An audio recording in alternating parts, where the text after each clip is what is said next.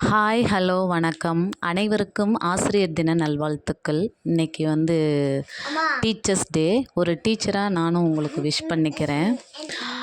இன்னைக்கு வந்து என்ன சாப்பாடு அப்படின்னா, சீரகம் சாதம் ப்ளஸ் எக்கு கிரேவி அதுதான் இன்றைக்கி செஞ்சேன். இன்றைக்கி வந்து லீவ்னால அப்படியே நாள் போயிட்டே இருக்குது. ஒரு அப்பாவுக்கு 2 பசங்க, ஒரு பையன். மூத்த பையனோட குழந்தைக்கு வந்து ஃபங்க்ஷன் வைக்கிறாங்க. ஃபங்க்ஷன் வச்சு நம்மளை ஒரு இடத்துக்கு கூட்டிகிட்டு போய் அந்த ஃபங்க்ஷன் வைக்கிற அந்த அண்ணன் வீடு மட்டும் ஏசி ரூம் எடுத்து தங்கிட்டு, தம்பி, அப்பா, அம்மா எல்லாரும் சும்மா சர்ச்சில் பிளாட்பாரத்தில் தங்க வைக்கிறாங்க. ஃபங்க்ஷன் வைக்கிறவங்க சொல்லி நம்மளை கூட்டிகிட்டு போயிட்டு, அவங்க ஏசி ரூம் எடுத்து தங்கிட்டு, அம்மா, அப்பா, தம்பி ஒய்ஃபு, அக்கா வீட்டுக்காரரு எல்லாரையும் பிளாட்ஃபார்மில் படுக்க வைக்கிறாங்க. இந்த மாதிரி மனநிலை கொண்ட ஒரு மகன், அவருக்கு இன்னொரு மகன்.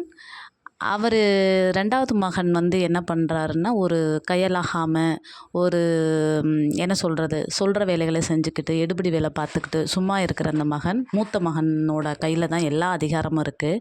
அதனால் தம்பி ஒய்ஃபு, அம்மா, அப்பா, அக்கா வீட்டுக்காரரு எல்லாரையும் அடிமைப்படுத்தி நான் தான் தாதா அப்படின்னு செய்கிற அந்த ஆளை நீங்கள் என்ன நினைக்கிறீங்க சொல்லுங்கள்.